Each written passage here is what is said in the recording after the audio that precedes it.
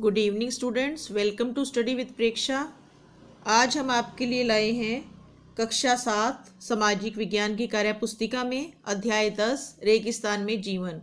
ये आपकी पुस्तक हमारा पर्यावरण का 10वां अध्याय है। क्रियाकलाप 1, रेगिस्तान की क्या विशेषताएं होती हैं, लिखो।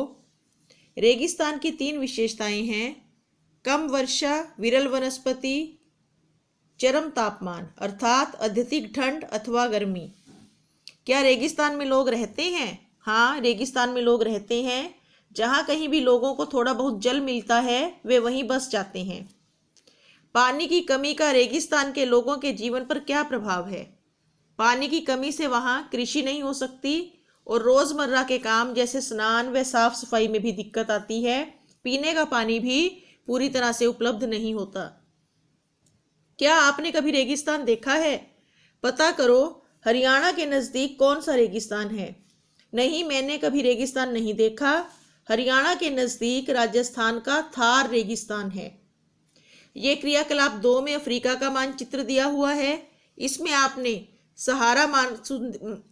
सहारा का रेगिस्तान दिखाना है।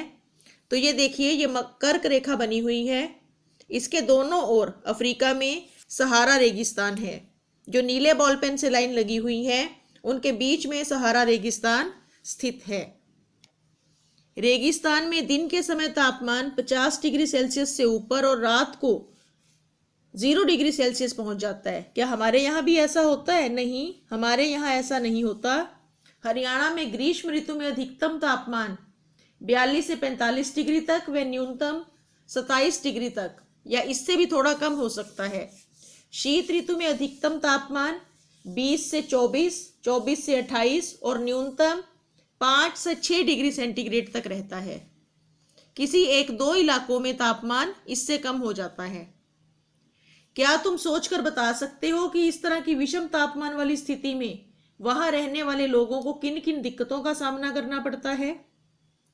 हम लद्दाख के उदाहरण से बताएंगे कि लद्दाख में जीवन अत्यंत कठिन है। वहाँ वायु विरल अर्थात पतली परतें होने के कारण सूर्य की किरणें तीव्रता से अनुभव होती हैं। हम यदि इस प्रकार बैठें कि शरीर का शेष हिस्सा धूप में और पैर हमारे छाया में हों तो हमें एक ही समय में ऊष्माघात, हीट स्ट्रोक व तुषार उपघात, फ्रॉस्ट बाइट हो सकता है। ऊष्माघात माने गर्मी के कारण शरीर का जल जाना और फ्रॉस्ट बाइट का मतलब ठंड के कारण पैरों का गल जाना। प्रश्न नंबर 4 में आपने पाठ्य पुस्तक की सहायता लेकर सहारा रेगिस्तान की वनस्पति के चित्र बनाने हैं। 5वां प्रश्न देखिए, रेगिस्तान का प्रमुख पशु कौन सा है?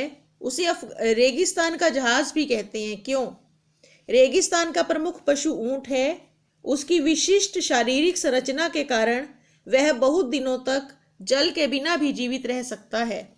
उसके पांव में विशेष गद्देदार बनावट उसे रेत पर चलने में सहायता करती है। ये वीडियो यहीं तक था। इसका दूसरा भाग दूसरे वीडियो में बनाएंगे। देखते रहिए स्टडी विद प्रेक्षा 5483। धन्यवाद।